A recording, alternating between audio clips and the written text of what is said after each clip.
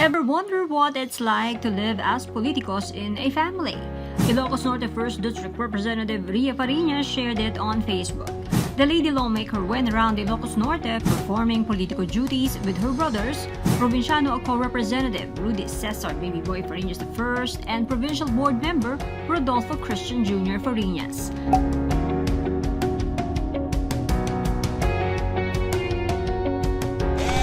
Their first stop was helping distribute 2,000 pesos cash assistance from the Department of Social Welfare and Development, each of the 58 barangay frontliners. They went to 3 barangays in Carasi Town.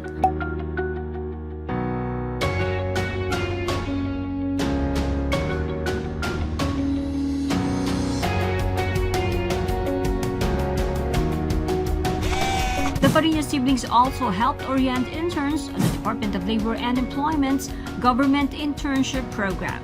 Each intern will receive a monthly salary of 7,000 pesos during the duration of the internship.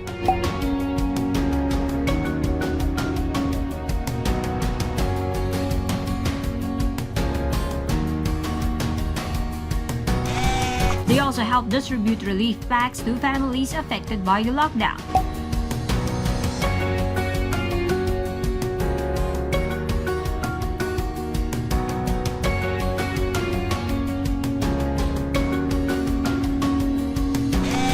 Capping that busy day for the Fariñas brood was a visit to Nito Florino and his 3 children.